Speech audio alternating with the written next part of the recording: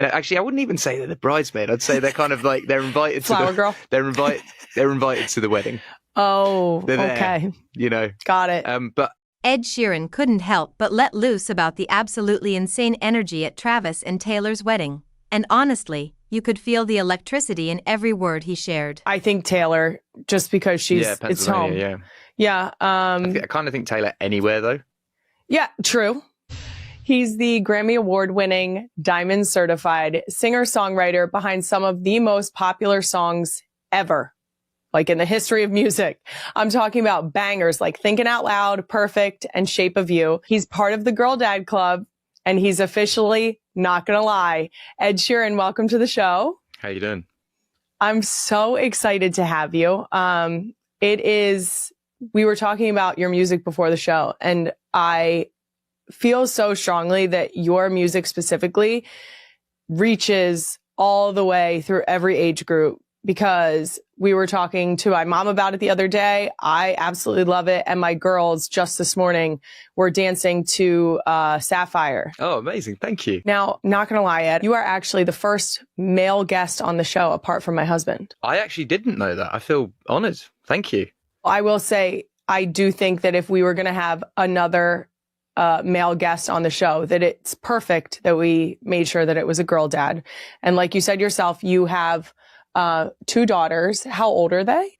4 and 3. And how does it feel to have 2 girls? Like you said, you are outnumbered in your house, a lot of estrogen. I love it. Like, I really, really, really love it. I didn't really have any expectation of, I think when you are having children, you're just like, I just would like children. And I didn't have any, I wasn't like, I want this, I want that. But when we first had our first daughter, it was like, I don't know, just something clicked. And I was like, I think I could have many, many, many daughters and be so fulfilled and happy. And I love having 2. I love seeing them interact with each other and with Ches. And yeah, they're just great. They're just great. And also, like, my best mate has had 2 boys and they live opposite us. And there is a stark difference between our 2 households. Isn't there? And they're exactly the same age, and we kind of like, we have all the same ethos and we hang out all the time, but the energy is different. It's funny when I compare notes with boy parents. And I always jokingly say, because people always come up to me and they're like, oh, I actually only have 2 boys, or I have 3 boys. And I'm like, we don't have that recipe. I've got nothing for you.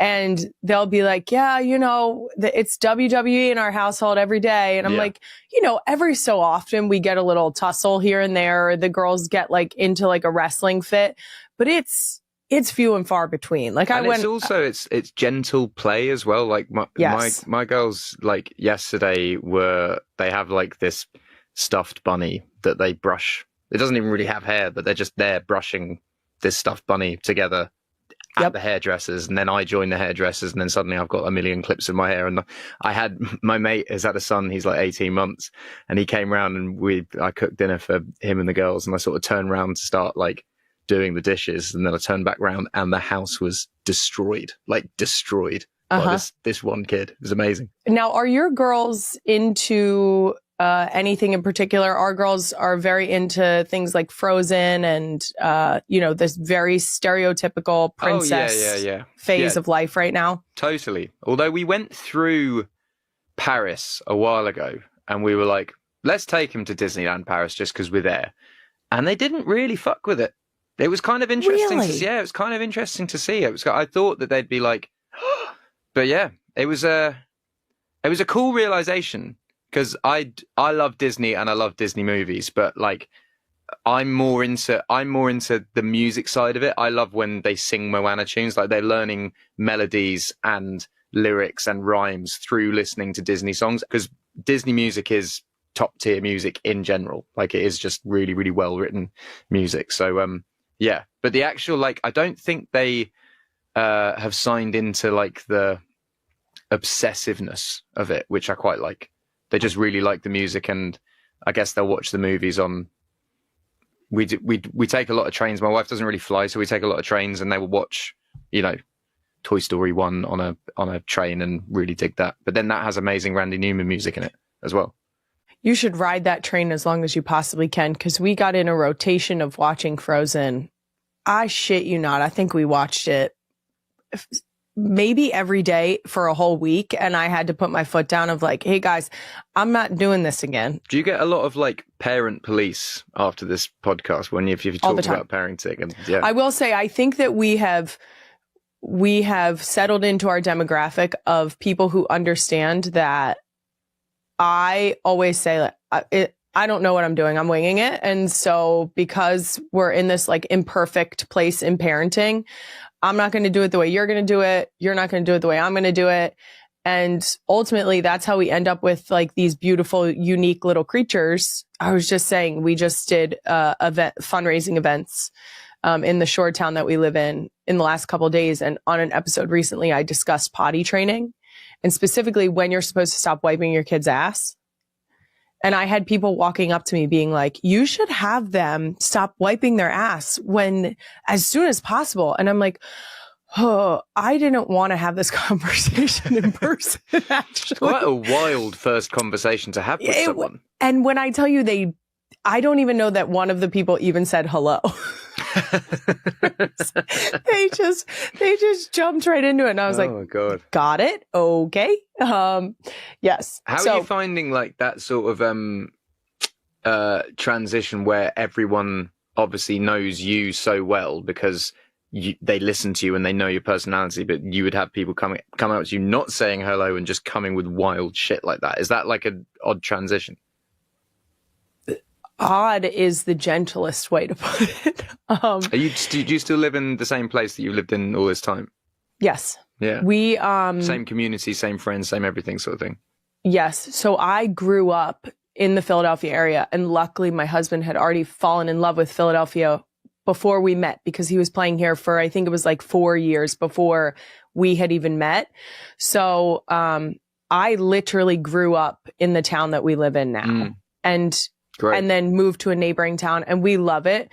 We've obviously put a few other measures in place, but we still live in the same house that we lived in when we got married. And I'm very much jokingly, like, I don't know if you've seen the Homer Simpson gif where it's like he sinks into the hedges. That's me. That is me through and through.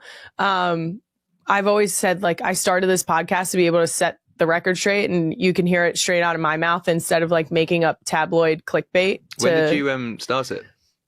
Just this past November we started. Oh wow! We kicked it off. So, well, congratulations! I mean, thank you. Amazingly. No, it's been so much fun, and I've gotten to talk to so many incredible people. I joke around, like I'm half serious, half kidding, but I have no business talking to you, or most of the guests that I've had on have been like these like just massive names and people who I've admired or looked up to.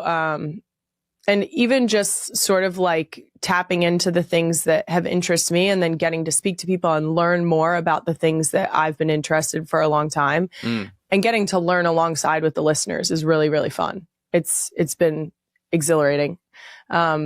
But still, I think I have no business doing this or having this platform. So we're just winging it. I think that's most people with success will be like, I don't really know. I thought that for the first like few years of my career. I was just like, I'm pretty sure this is going to end at some point and I should just enjoy it while it's here.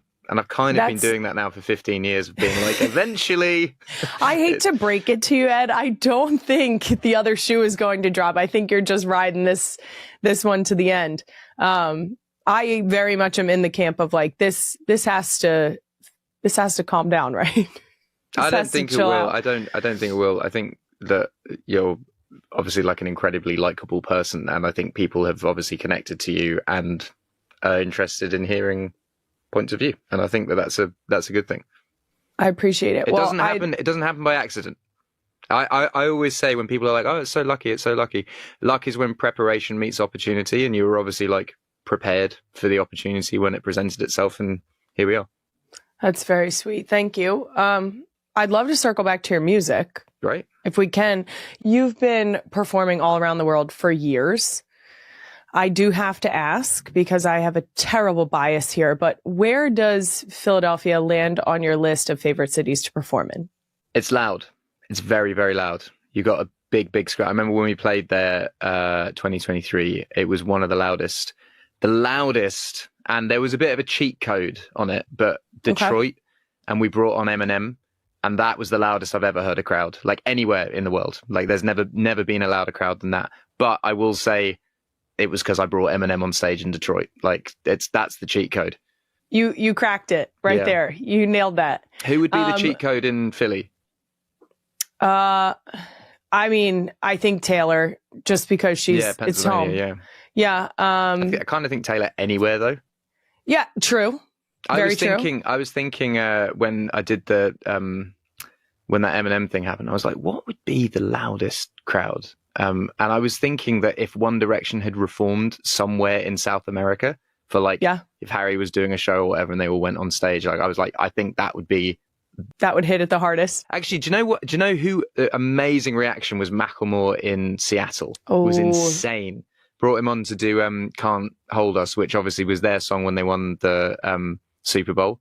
And that was almost as mental as Eminem. Like it was huge. There are artists that I have seen go on tour or announce some tour dates and locations, and I'll go on to see where they're going, and they sort of do like a curve right away from like the Northeast. And I'm like, oh, but I would like you to come here. I don't think I've ever not played Philly.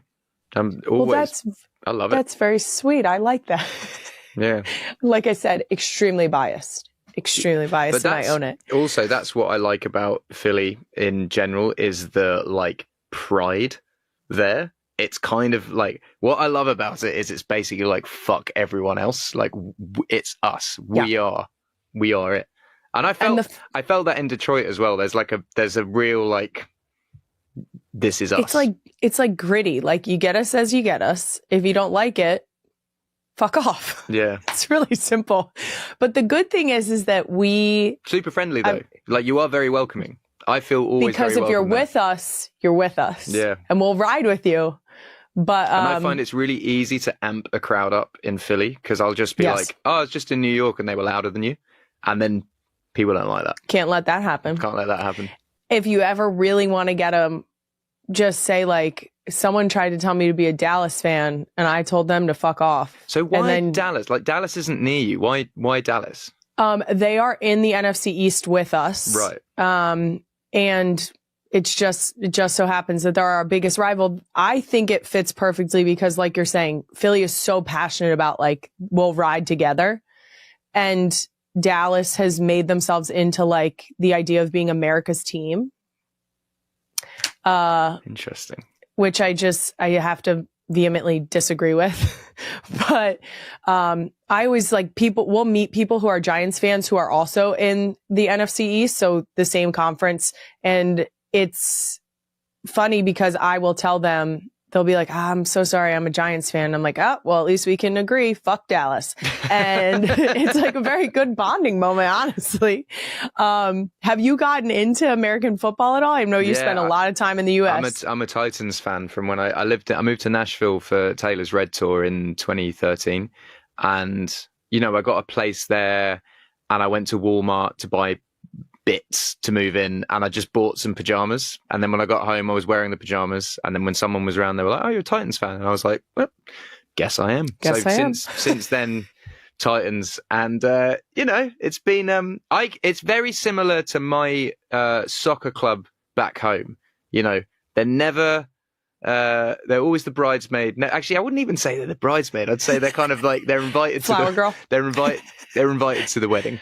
Oh, okay. You know, got it.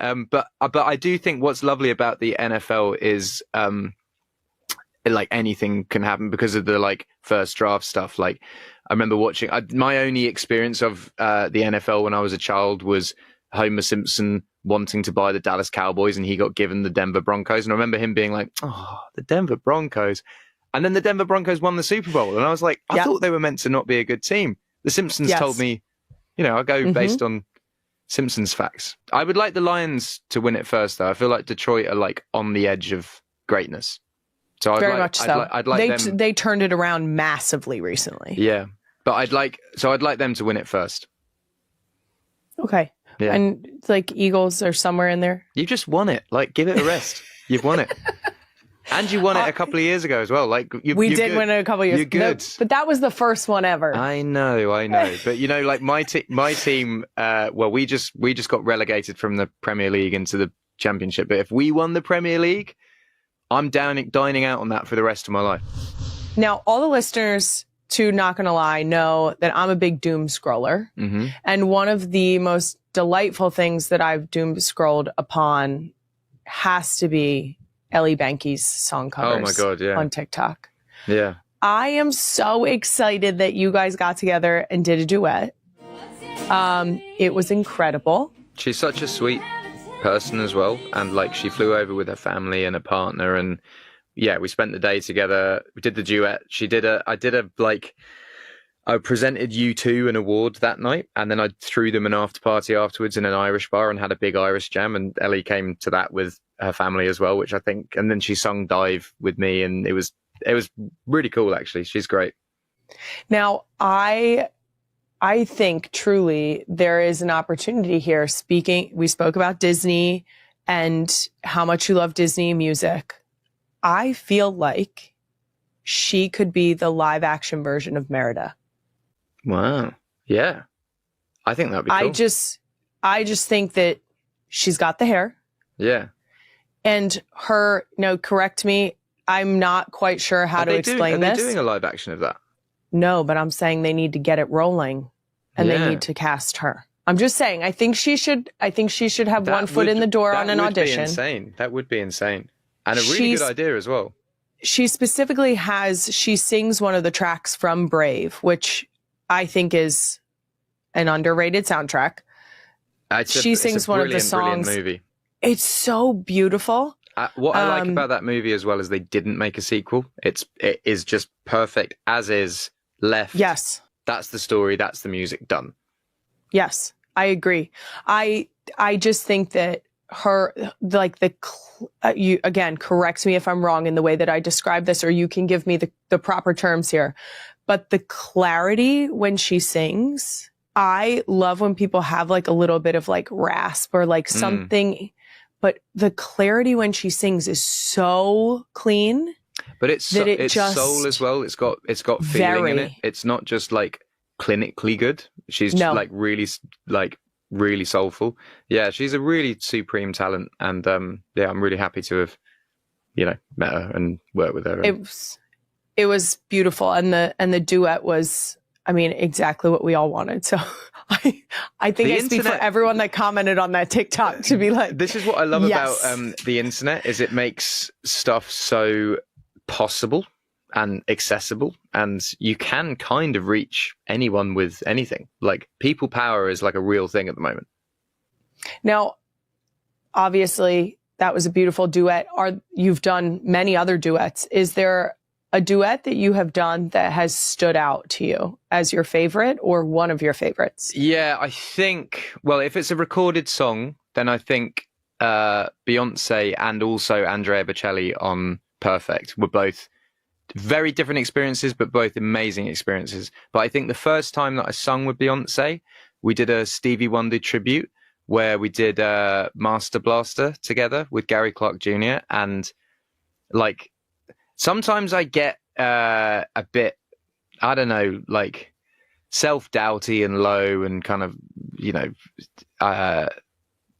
I think being like, oh, is my career on the downward slope or blah, blah, blah. And that is a video that I'll go to and watch and be like, but that was pretty cool. Like, no one can take that away from me. That's like one of those videos that I'll always go back to like remind myself that I've done some pretty fun stuff. And again, another one would be like bringing Eminem on in Detroit. That's like another one. If I need a little like, you were right, we've done some cool shit. Like, yeah.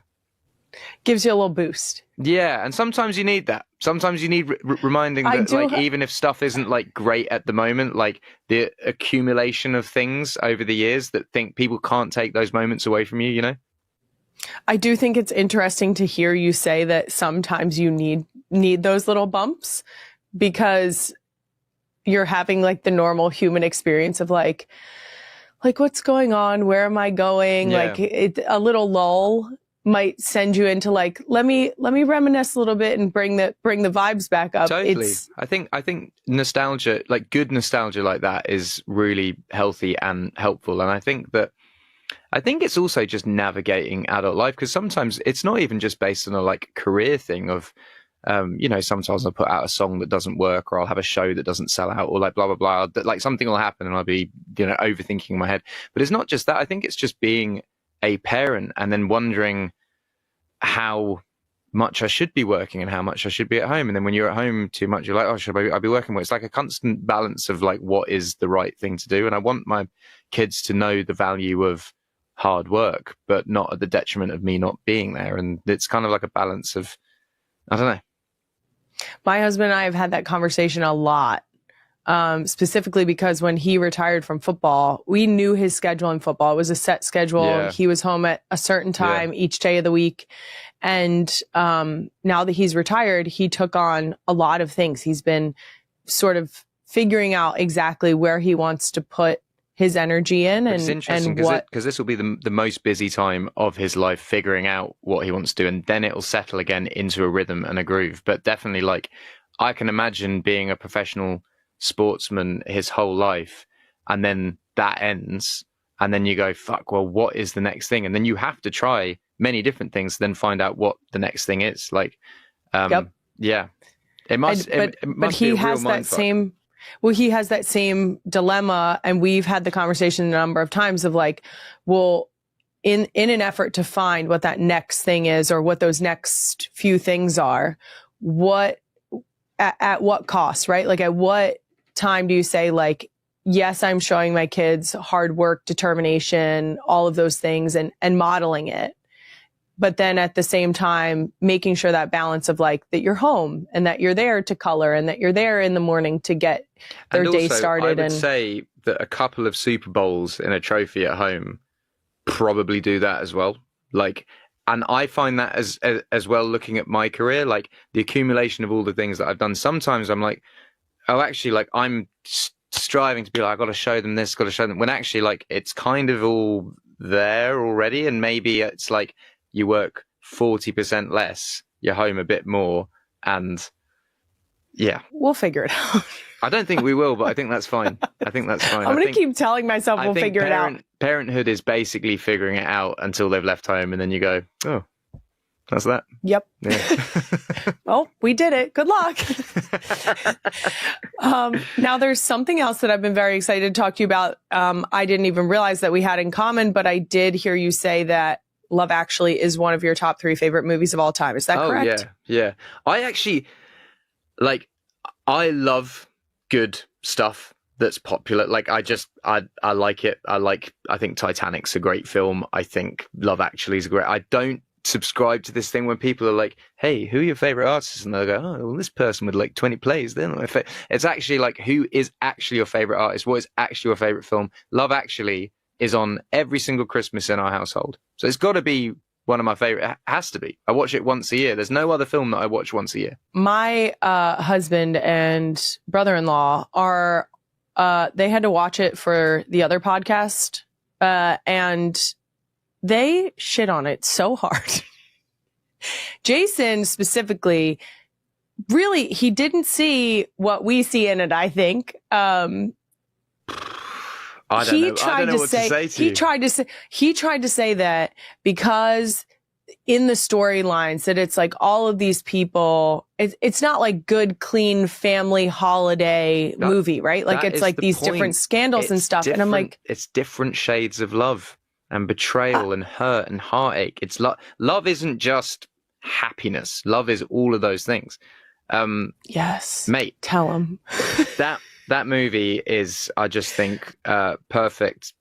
And also the guy that made that movie wrote Yesterday, that movie that I was in, and lives in the village that I live in. I see him all the time, and he said that movie was originally seen and then seen and then seen and then seen, as in like it wasn't all jumbled up, and then they didn't really know how to do it, and then they just chopped it up and put it in different orders, and then that's what then. But originally it was just 7 different stories, one after the other, which is kind of mad, right?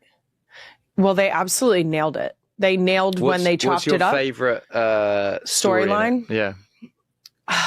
That's hard. Colin Firth writing the book.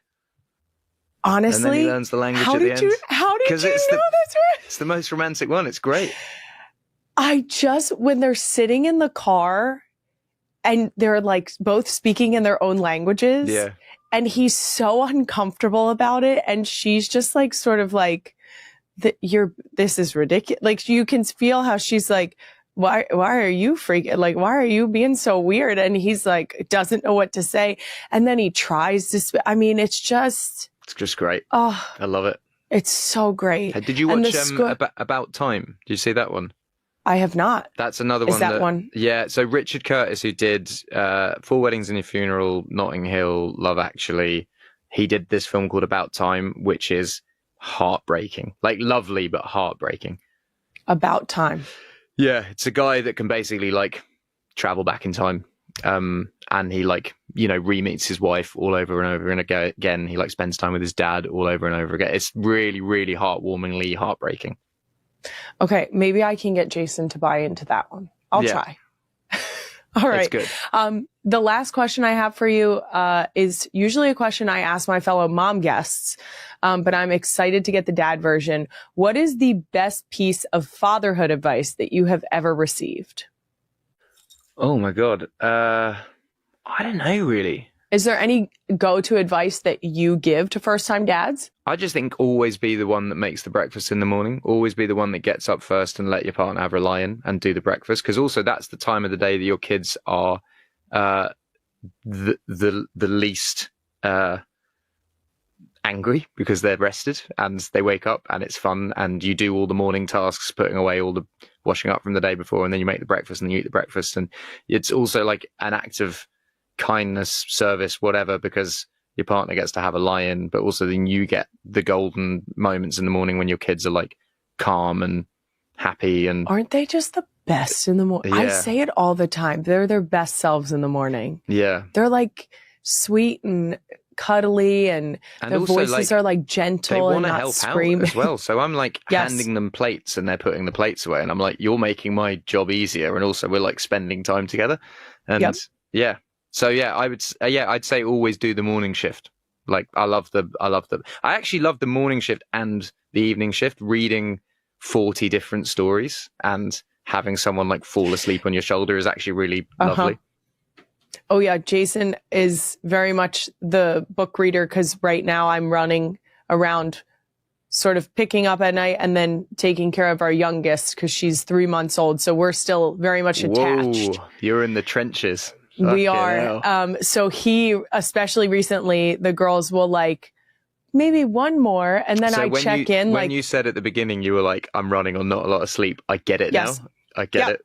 Yeah. It's I always like to give the warning. But yeah, we're very much in the trenches, and Jason gets talked into like book after book after book. And every so often I'll just be like, I'll hear him from the other room and I get to listen to him reading the stories and the girls' reactions. And he does like all the voices for them and stuff. And so it's so much fun to listen to it. It really is the best. And I say to like, this is something that I annoy my friends with and I annoy Cherry with, but I'm always saying, we're living in the good old days. What is happening now? Like that moment you have with your husband, you're listening. That's a moment that in 30 years time, you'll go, oh man, wasn't that nice? And you're actually living it at the time. And I feel like this is the thing about like our kids sleeping in our bed and stuff like that. They always end up in our bed. And I'm like, but eventually they won't be. Like this is like a time where we should, they're just there and we're enjoying it. And these are the days where like, we really will miss them. And they also go by so fast. It's suddenly like kids starting school and then that's it. Now they're getting grown up and making friends and blah, blah, blah. And yeah. That's when one of the strangest realizations recently, our oldest is going to go to kindergarten next year. And I always have this moment of, well, now she's going to be in school. Our kids are the same age. Our oldest are the same age. Our oldest is 5 now. When we're in Philly, we gotta get them together. I mean, chaos. Girl squad. Yeah, we have 5, 4, 2, 3 months. Oh my God, you got 4. Yeah. Oh yeah. Whoa. I joke around with my friends. They could drop their kids off, drive 30 minutes before I realize their kid is there, and then they're 30 minutes away. They don't have to come back. So I'll just take them, add them into the pack. Gosh. Well, this is the thing. Once it gets past 3, you might as well have 8. Do you know what I mean? Like it's we're in whatever. a constant state of chaos. Do you think you're done at 4? I sure hope so. Every single time, I always wanted 4. I feel like 4 is like this. It's a great this manageable chaos. Yeah, and also like each one has each one, and then also that's a really nice Thanksgiving table when they've all got partners, and you know there's 10 people around the table. That's a nice manageable table. Yes, and your house will feel full. Yeah, like your house will always feel full. Yeah. Wow. Yeah. Also, I'm hedging my bets. Like, mate, you're going through out of 4, we got to get we can't. We're and you got we can't mess all of them up, right? You got 4 girls. Yeah, we're all girls. I love that. That's good. Lovely. That's good energy in the house. Like right? It. Yeah. We'll keep it going, but yes, we should get the kids together when you're in Philly because they love making new friends, and they're a good time. Thank you so much for being on today. I loved it. It was so great to talk to you. I am such like I said, a huge fan of your music. Our whole family is. And we are so excited to hear the new album Play out in September, but enjoying the singles that you've released thus far. So thank you so much. This was a really, really enjoyable experience. I loved it. Just feels wholesome and lovely. And that's a wrap on another episode of Not Gonna Lie. You can find even more clips from my longer conversation with Ed Sheeran on my YouTube channel on More Shit Monday. Ed's new album, Play, comes out September 12th. I'll be back next Thursday with a brand new episode. Follow Not Gonna Lie on all social media at NGL with Kylie. Listen and subscribe wherever you get your podcast. Not Gonna Lie is a Wave original brought to you by Toyota. Taylor and Travis walk into that moment together, and they decide to share something that nobody was expecting. They decided to sing together. But this wasn't just any performance.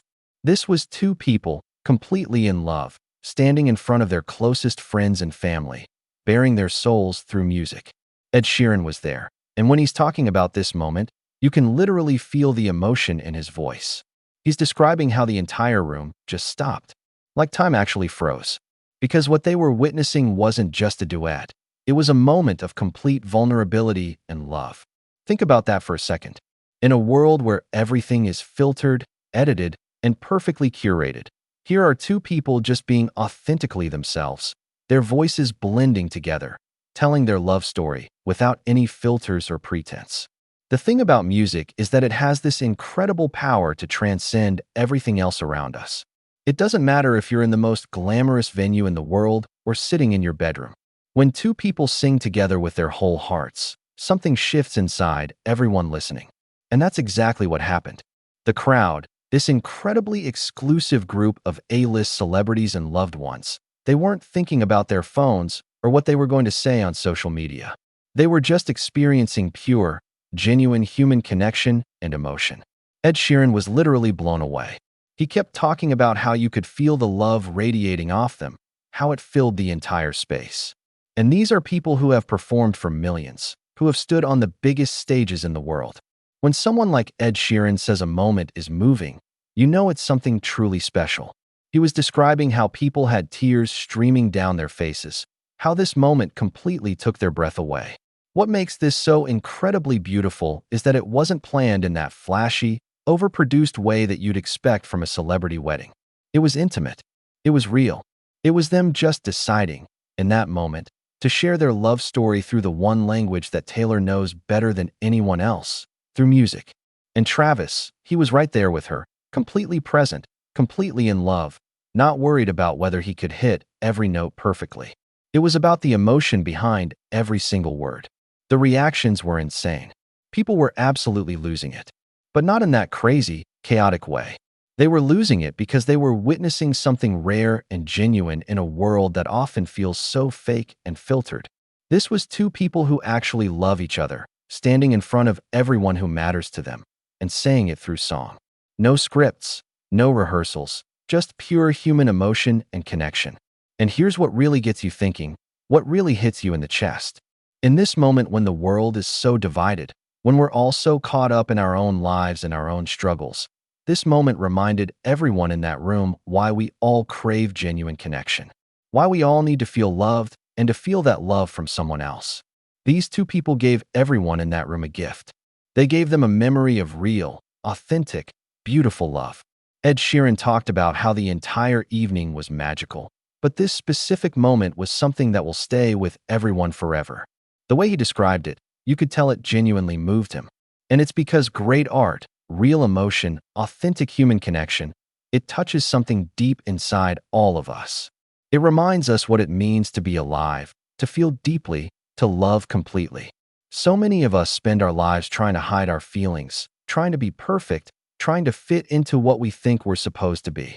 But Taylor and Travis, they threw all of that out the window for a moment that mattered. They stood in front of the people they love most, and they just felt everything. They let that emotion flow out through their music, and everyone in that room felt it too. That's the kind of moment that Chong.